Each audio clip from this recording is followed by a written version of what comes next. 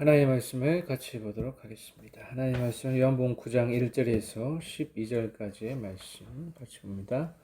예수께서 길을 가실 때에 날 때부터 맹인된 사람을 보신지라. 제자들이 물어 이르되 라삐여, 이 사람이 맹인으로 난 것이 누구의 죄로 인함이니까? 자기이니까 그의 부모니까? 예수께서 대답하시되 이 사람이나 그 부모의 죄로 인한 것이 아니라 그에게서 하나님이 하시는 일을 나타내고자 하심이라.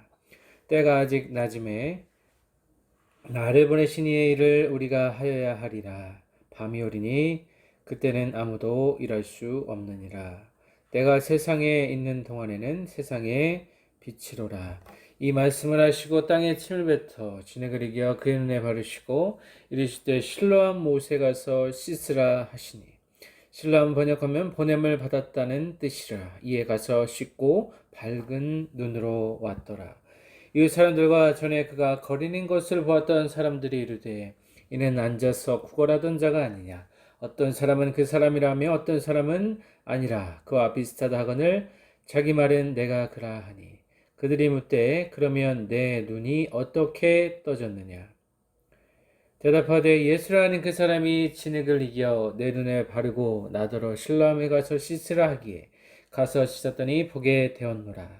그들이 이르되 그가 어디 있느냐. 이르되 알지 못하노라 하니라. 아멘. 기도하겠습니다. 하나님 아버지, 부족한 종이 오늘도 주의 말씀을 전합니다. 아버지께서 함께하여 주시옵시고 이 세상에 빛으로 오신 그 예수 그리스도 따라서 살기를 원합니다. 아버지 하나님, 어둠 속에 갇혀서 호적된 인생이 아니고 이제는 세상의 빛 대신 유일한 빛이신 그 예수 그리스도 앞에 나와서 아버지 앞에 그 은혜를 누리며 살아가는 인생들 될 수 있도록 도와주시옵소서. 감사드리며 살아계신 예수 그리스도의 이름으로 기도합니다. 아멘, 아멘. 오늘 오늘의 말씀 요한복음 9장 1절에서 12절까지의 말씀을 같이 살펴보도록 하겠습니다. 우리가 지난주까지 해서 성전에서 일어났던 법정 장면을 같이 살펴보았습니다. 이제는 예수님과 이 맹인과의 대화를 통하여서 이제는 예수 그리스도께서 우리에게 어떤 분으로 이 세상에 오셨는지 이 시간 같이 살펴보고, 또 그와는 반면에 예수님을 이제 위협적인 존재로 인식하는 사람들이 있었죠. 바로 유대 종교 지도자들이 예수님을 이제 죽이기 위한 예수님의 십자가 그 죽음의 사건으로 내몰고 있는 한 무리도 계속해서 등장하게 됩니다. 예수님을 출교시키고 또 더 나아가서는 예수님을 죽음에 이르게 하기 위하여서 이들이 지금 그들의 계략 속으로, 그들의 음모 속으로 예수님을 내몰고 있다라는 것입니다. 그래서 오늘 이제 본문 1절을 보면 예수께서 길을 가실 때 날 때부터 맹인된 사람을 보셨다, 이렇게 이야기하고 있습니다. 날 때부터 맹인이 되었다라고 했습니다. 그래서 1절은 간략한 배경으로 이제 시작하고 있는데, 맹인을 고치는 것이 이제 중심이 되어서 이 맹인이 이제 날 때부터 맹인된 사람이다라는 것을 강조하고 있습니다. 태어났을 때부터 맹인이다. 이 사람은 평생 빛을 보지 못한 자였기 때문에 이 사람에게 행해진 이 예수님의 기적이 큰 주목을 받게 되는 이유가 되기도 합니다. 그래서 예수님께서 그를 보셨을 때 이 신적인 통찰력으로, 이 신적인 이 눈을 가지고 그 사람의 상태와 또 질병과 그 사람의 처지를 예수 그리스도께서는 단번에 알아차리시고 그를 위하여 이제 그가 가장 원하는 것을 이제 행하시게 됩니다. 2절을 보면 이제는 2절 말씀을 보면 제자들이 물어 이르되 랍비여 이 사람이 맹인으로 난 것이 누구의 죄로 인함이니까 자기니까 그의 부모이니까 라고 말하고 있습니다. 이 무명의 맹인이 처한 공경에 대하여서 이제 제자들이 이 신학적인 질문을 하고 있습니다. 그 사람이 맹인이 된 것이 이제는 죄의 결과라고 추측하고 있다라는 것입니다. 당시 사회에서 어떠한 사람이 질병에 걸리게 되면 그 질병의 원인 규명을 그 사람의 죄로 여겼습니다. 그래서 그 사람이 죄를 짓거나 부모가 죄를 지었을 때 그 사람이 병에 걸리게 되는 것이다 라는 그런 사상들이 있었습니다. 그래서 이 선천적인 맹인 또한 죄와 육체적 이 불구 사이의 연관성을 가지고 제자들도 접근했다라는 것입니다. 후대 랍비들의 문서에 보면 이런 말이 있다고 하네요. 죄가 없이는 죽음이 없고 불법이 없이는 고난이 없다라는 말이 있을 정도로 죄와 이 장애 혹은 이 질병이 연관되어 있다라는 사상이 널리 있었다라는 것을 우리가 알 수 있습니다. 그래서 이제 제자들의 생각에는 이 선천적으로 맹인이 된 사람 또한 죄의 결과로 인하여서 이러한 상황에 처해졌다라고 생각하기 쉬웠다라는 것이죠. 이 말씀에 대해 예수 그리스도께서 대답하십니다. 이 사람이 그의 부모의 죄로 인한 것이 아니라 그에게서 하나님이 하시는 일을 나타내고자 하심이라 라고 말하고 있다라는 것입니다. 그래서 이 사람이 이제 죄를 짓게 된 것이 이제 병에 걸리게 된 것이 죄로 말미암은 것이 아니다라는 것이죠. 결과적으로는 예수 그리스도께서는 하나님의 섭리 안에 하나님의 주관 아래 이 맹인의 삶도 엮여 있다라는 것입니다. 그래서 하나님께서 하시는 일이 이제 모든 사람들에게 전해지기 위하여서 복음의 통로가 되기 위하여서 이 사람이 이제 이렇게 된 것이다라고 말하고 있습니다. 그래서 이 모든 상황들이 하나님의 주권 아래, 신정론 아래 있다라는 것이죠. 모든 사건과 악의 실체조차도 하나님의 주권 아래 있다는 이 신정론 사상에 가깝다고 볼 수가 있습니다. 4절에 보면 때가 아직 낮음에 나를 보내신 이의 일을 우리가 하여야 하리니 밤이 오리니 그때는 아무도 일할 수 없느니라 이렇게 말하고 있죠. 그래서 하나님과 예수님의 역할이 강조되고 있습니다. 때가 아직 낮이다라는 것은 예수님이 아직 사역할 시기다라는 것이고 나를 보내신 이의 일을 우리가 하여야 하리니 하리라 라고 했습니다. 그리고 밤이 오리니 그때는 아무도 일할 수 없다라고 말하고 있습니다. 밤은 이제 십자가에 달려 죽으시는 때라고도 볼 수가 있다라는 것이죠. 그래서 아직 주님의 때가 이르지 아니하였기 때문에 이 낮의 때에 주님께서 이제 이러한 사역을 진행할 수 있다라는 것입니다. 그래서 계속해서 예수님은 자신을 보내신 하나님 아버지의 그 명령하에 그 순종으로 일관함으로써 하나님의 이 계획 안에 예수 그리스도도 계셨다라는 것을 우리가 알 수가 있습니다. 그래서 인생에도 낮의 때가 있고 밤의 때가 있다라는 것입니다.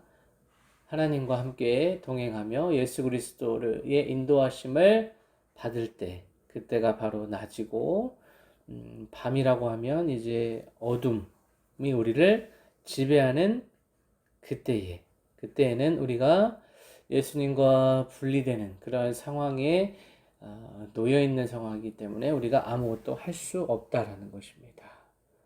포도나무 비유를 통하여서도 그 가지가 그 나무에서 떨어지면 아무것도 할 수 없다라는 주님의 말씀이 생각이 납니다. 그래서 우리가 주님으로부터 영양을 공급받지 못하고 하늘의 양식을 공급받지 못한다고 한다라면 육적인 양식을 아무리 호사스럽게 먹는다고 하더라도 골고루 영양분을 섭취한다 하더라도 그것은 육체만 살아있는 것이지 영혼은 죽음에 가까이 가게 되는 그러한 상황이다 라고 우리가 해석할 수가 있습니다. 5절에 보면 내가 세상에 있는 동안에는 세상의 빛이로라 라고 했습니다. 세상이 빛이다 라고 얘기하고 있습니다. 이 사역의 1차적인 행위자가 예수님이라는 것을 우리가 알 수 있고 또 예수님이 떠나신 후에도 이 사역이 지속됨을 우리가 알 수가 있습니다. 내가 세상의 이제 빛이라는 것은 요한복음 1장 4절의 말씀을 상기시키는 것이죠. 그 말씀, 그 안에 생명이 있었으니 이 생명은 사람들의 빛이라 라고 했습니다. 이 생명의 빛으로 말미암아서 사람들이 살아나는 역사가 일어난다라는 것이죠. 예수 그리스도께서 생명이 되시고 복음 그 자체가 되시기 때문에 우리 인생의 빛으로 찾아오셔서 우리 안에 모든 어두움을 물리치시고 어두움을 제거하셔서 이제는 빛의 자녀들로 살아갈 수 있도록 그러한 통로를 주께서 열어주셨다라는 것입니다. 그래서 세상에 있는 그 당시에도 빛이 되셨고 주님께서 지금도 오늘날도 지금 이 시간도 우리와 함께 계시고 살아서 역사하신다는 그러한 믿음을 가지고 우리는 살아야 될 줄로 믿습니다. 6절 말씀 보면 이 말씀을 하시고 땅에 침을 뱉어 진흙을 이겨 그의 눈에 바르시고 라고 했습니다. 예수 그리스도께서 진흙과 이 침의 혼합물을 맹인의 눈에 바르시는 그러한 상황에 지금 놓여 있다라는 것이죠. 유대 당국자들의 눈에는 이 침이라는 것이 마술 관행들과 연관됨을 시사한다라고도 볼 수 있습니다. 그래서 예수님이 그런 행동을 하시는 것이 불순하게 여겨졌다라는 것이죠. 또한 종교적 권위의 상징이라고 그들의 눈에는 유대 당국자들의 눈에는 그렇게 보여졌을 수도 있다라는 것입니다.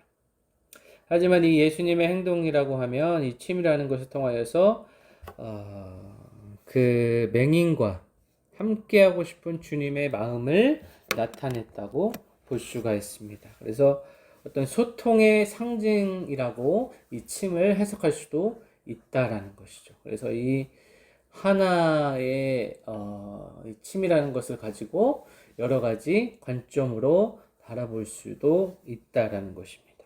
또 진흙이라는 것은 우리가 창세기의 모티브를 떠올릴 수가 있습니다. 그래서 흑에서 인간을 창조하신 것처럼 주님께서 이 맹인을 이제는 재창조하시겠다. 새로운 창조, 새로운 피조물로 만들어 주시겠다는 주님의 의지라고도 볼 수가 있습니다. 그래서 이 요한복음 기자가 이러한 서술을 통하여서 말하고자 하는 바는 기적을 행하시는 자와 맹인 사이의 이 관계를 나타내기도 하지만 그 이상의 의미, 창조주와 피조물 사이의 그 결정적인 순간을 이제 나타내기 위하여서 이러한 표현을 썼다라고도 볼 수가 있다라는 것입니다. 계속해서 7절의 말씀 보면 이르시되 실로암 못에 가서 씻으라 하시니 실로암은 번역하면 보냄을 받았다라는 뜻이라. 이에 가서 씻고 밝은 눈으로 왔다라고 기록하고 있습니다. 그래서 주님께서 명하시기를 이 실로암이라는 못에 가서 씻고 왔더니 그가 이제 새로운 사람이 되었다라는 것을 나타내는 것입니다.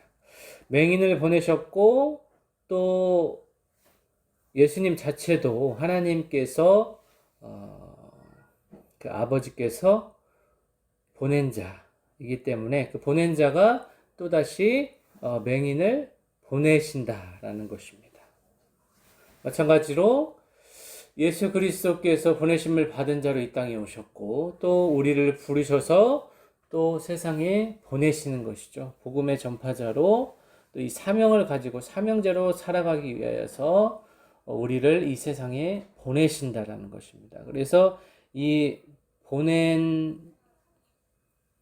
자, 또 보내심을 받은 자의 관계가 예수님과 우리 사이에도 성립할 수 있다라는 것입니다. 그래서 우리는 예수님께서 보내셨기 때문에 예수님의 인격과 그 능력을 힘입어서 사역할 수 있고 이 복음의 사명을 감당할 수 있다라는 것입니다. 이 맹인 또한 이제는 어둠에서 빛으로, 빛의 자녀로, 어둠의 자녀에서 빛의 자녀로 이제 새롭게 거듭나고 또 창조주이신 그분의 은혜를 입어서 이제 새로운 피조물로 거듭나게 되었다라는 것입니다. 밝은 눈이라는 것은 이제 세상을 볼 수 있는 눈, 또 예수 그리스도를 볼 수 있는 눈이 이제 열리게 되었다라는 것입니다. 세상을 보고 또 세상을 올바로 쳐다보고 또 그의 삶의 주인 되신 예수 그리스도를 똑바로 바라볼 수 있는 눈이 생겼다라는 것입니다. 그래서 이 눈이라는 것, 어떠한 시야로, 이 관점으로 어떤 믿음을 가지고 세상을 바라보느냐, 또 예수 그리스도를 어떠한 분으로, 예수님의 그 인격과 사역을 우리가 어떠한 눈으로 바라보는가에 따라서 우리의 신앙의 수준과 종국에는 우리의 삶이 마치는 그날 두 가지 길이 열리게 된다라는 것입니다. 8절 말씀 보면 이웃 사람들과 전에 그가 거리는 것을 보았다는 사람들이 이르되 이는 앉아서 구걸하던 자가 아니냐라고 했습니다. 그래서 그 주변인들, 그 주변 사람들이 계속해서 그 맹인이 선천적으로 앞을 보지 못한 자임을 그들은 알고 있었고 또 이러한 기적을 통하여서 그가 새로운 사람으로 이제 보게 된 자로 눈뜬 자로 그들 앞에 섰을 때 그들은 굉장히 혼란스럽고 당황스러웠을 것입니다. 그래서 의문을 품게 되는 것이죠. 이웃 사람들이 이 사람이 과연 누구인가? 우리가 알던 그 사람이 맞는가? 또한 우리가 알 수 있는 것이 이 이웃 사람들이 이 기적의 증인이 된다는 것입니다. 이 수많은 사람들, 이 많은 사람들이 예수님의 사역을 증빙할 수 있는 증인으로 서 있다라는 것입니다. 9절 말씀, 어떤 사람은 그 사람이라 하며 어떤 사람은 아니라 그와 비슷하다거늘 자기 말은 내가 그라 하니. 그래서 사람들이 계속해서 이 속삭이는 모습을 통하여서 혼란스럽고 또 혼동스럽고, 그래서 이들이 정말 그 맹인이 맞는가라고 서로 알고하면서 혼란스러운 모습을 살펴보고 있는데, 이 비슷하다, 어떤 사람들은 아니다라고 하고 또 비슷하다라고 했는데, 이 비슷하다라는 것은 그 사람은 맞지만 전혀 다른 무언가가 있다는 것을 암시하게 됩니다. 그래서 새로운 것으로 바뀐 그 맹인의 신원을 암시하고 있다는 것이죠. 이러한 상황에서 이 맹인이 내가 그라라는 말을 통하여서 이 모든 혼란과 혼동을 중재하면서 중단시키고 있습니다. 이 맹인이 당당하게 내가 그라라고 밝힐 수 있는 것은 이제 예수님과의 새로운 관계가 시작되었기 때문에, 새로운 피조물로서의 삶을 이제 살아낼 수 있기 때문에 내가 그라라는 표현을 할 수가 있다는 것입니다. 그래서 이들의 계속되는 의문이 10절에서도 이어지고 있습니다. 그들이 묻되 그러면 내 눈이 어떻게 떠졌느냐? 떠졌다라는 것은 수동태죠. 그래서 시력의 회복이 그에게 주어졌다. 누군가에 의해서 주어졌다라는 것을 이 동사를 통해서 우리가 알 수 있습니다. 이 대화의 초점은 무엇이냐 하면 어떻게 일이 일어났는가라고 묻고 있지만 누구에 의해서 일어났는가가 더 중요하다라는 것이죠. 어떤 사람에 의해서, 어떠한 계기를 통하여서 누구에 의해서 당신의 눈이 뜨여진 이 기적을 맛보게 되었는가라고 그 사람들의 이제 의구심이 드러나고 있습니다. 대답하되 예수라는 그 사람이 진흙을 이겨 내 눈에 바르고 나더러 실로암에 가서 씻으라 하기에 가서 씻었더니 보게 되었다라고 했습니다. 예수님의 이름이 나오고 있습니다.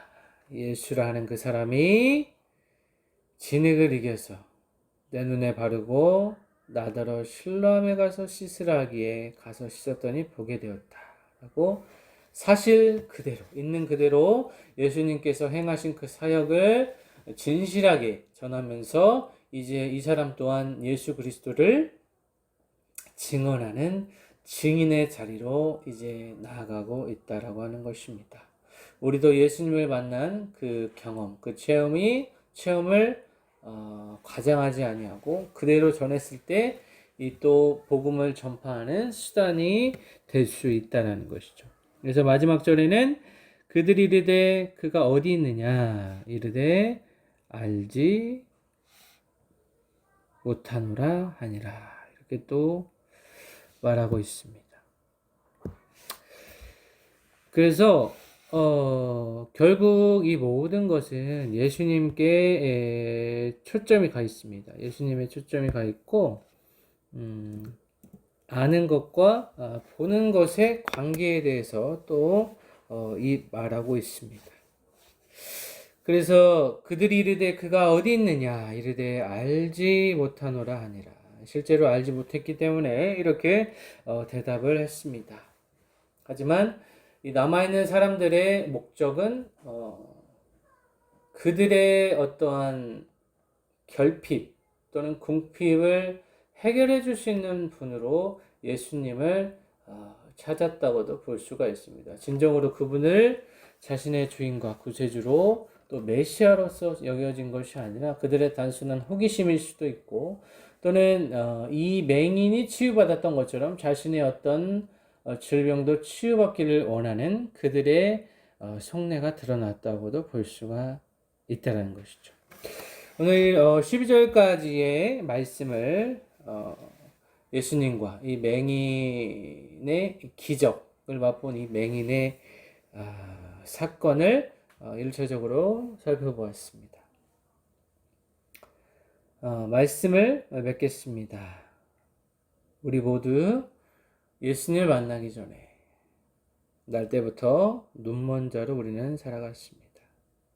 눈이 멀었다는 것은 자신에 대해서 예수 그리스도에 대해서 무지한 상태로 살아가고 있다라는 것입니다.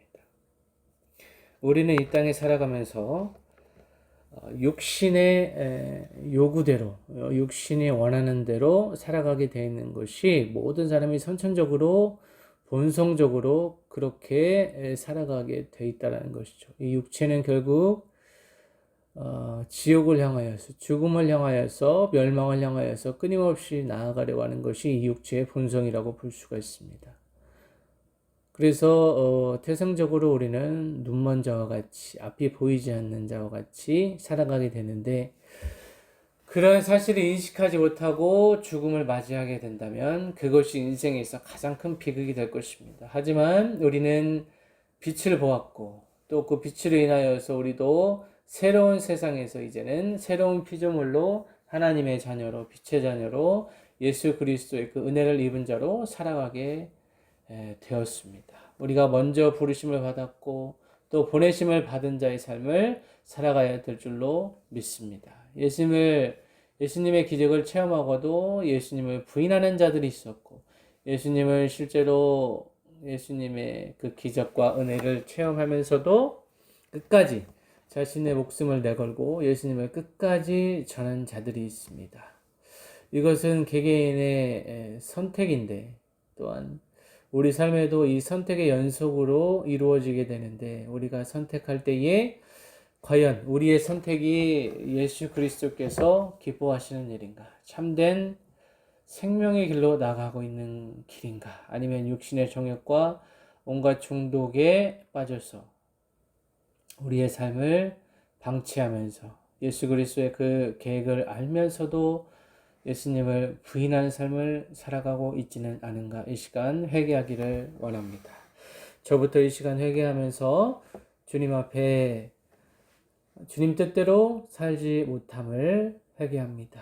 육신의 나의 감으로 인하여서 알면서도 주의 일을 행하지 아니하고 또 주님의 뜻대로 살아가지 못했음을 이 시간 회개하기를 원합니다. 우리는 아직도 어쩌면 빛으로 오신 예수 그리스도를 받아들이지 못하고 또 어둠 가운데 살아가고 있는지도 모르겠습니다.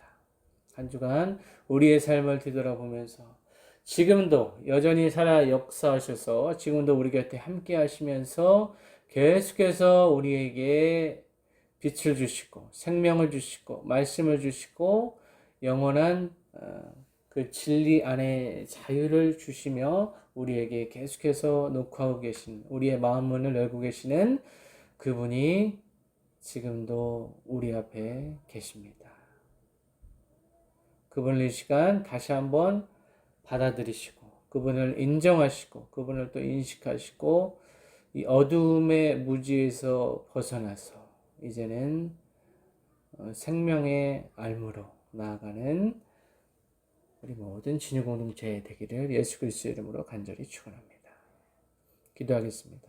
아버지와 부족한 종이 말씀을 전했습니다. 이 땅을 살아가면서 더 이상 어두움에 있지 아니하고 맹인과 같은 삶을 살아가지 아니하고 이제는 빛의 자녀로 살아가는 역사가 일어날 수 있도록 아버지여 성령이여 역사하여 주시기를 원합니다. 아버지 하나님 육신의 정욕, 안목의 정욕, 이생의 사랑에 따라 살아가지 아니하고 아버지 하나님 온전히 성령의 인도하심 받아서 살아가는 인생들 될 수 있도록 주여 도와주시옵소서. 빛으로 찾아오셔서 우리의 모든 더러운 죄 씻어주시고 아버지 하나님 회개하는 역사 통해 자복하는 역사 일어날 수 있도록 아버지여 도와주시기를 원합니다. 우리의 연약한 육신을 붙들어 주시고 세상 끝나는 그날까지 아버지의 말씀을 기억하면서 눈먼 자로 살아가지 아니하고 보내심을 받은 자로 보낸 자의 명예를 생각하며 살아가는 인생들 될 수 있도록 도와주시고 하나님의 자녀로 명예롭게 거룩하게 살아갈 수 있도록 주여 도와주시옵소서. 이제는 영적인 눈을 떠서 주님을